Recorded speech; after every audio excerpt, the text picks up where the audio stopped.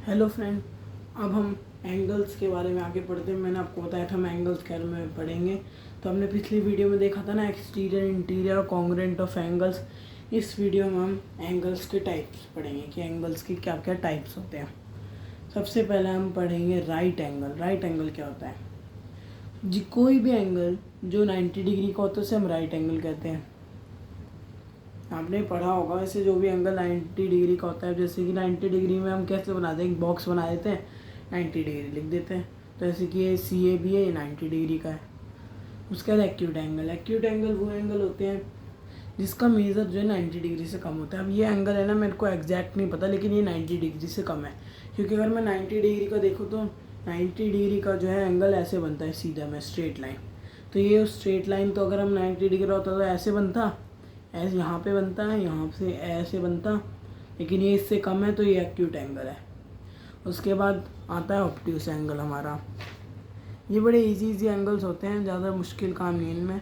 अब obtuse angle, कोई भी एंगल जो 90 से तो बड़ा होता है लेकिन 180 से छोटा होता है।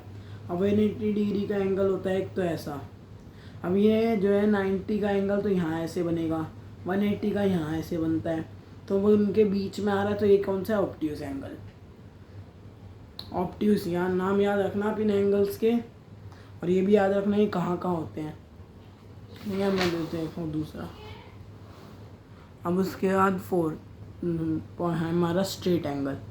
जो एंगल जो है 180 डिग्री है, जैसे हमने अभी 90 डिग्री को कहते हैं हम क्या? राइट एंगल, क्योंकि वो राइट ऐसे खड़ा होता है। अभी स्ट्रेट एंगल मतलब ये बिल्कुल स्ट्रेट लाइन है ना, इसके ऊपर ये जो है 180 डिग्री का एंगल बनेगा स्ट्रेट एंगल पे, जिसका मेज़र जो है 180 का होता है, उसे स्ट्रेट एंगल कहते हैं। उसके बाद रिफ्लेक्स एंगल।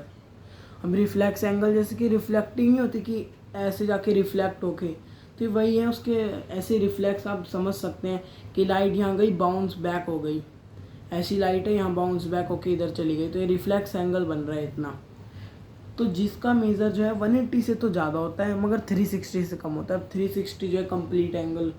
अब पहले मैं आपको 360 समझाता हूँ, फिर आपको भी समझ में आ जाएगा। कंप्लीट एंगल, एक एंगल जो 360 डिग्री का होता है उसे कंप्लीट एंगल कहते हैं। अब ये जो एंगल है ना, ये पूरा 360 डिग्री का है। एक पॉइंट के जो पूरा यहाँ पे देखो, शुरू भी यहीं है, ख़त्म भी यहीं है, देखो CAB यहीं है ना, यहीं लिखा हुआ है। तो ये एंगल जो है पूरा 360 डिग्री का है। पूरा एंगल 360 का हो गया। अभी इसमें देखो, अब आप 180 तो ये होता है, 180 ये होता है ना।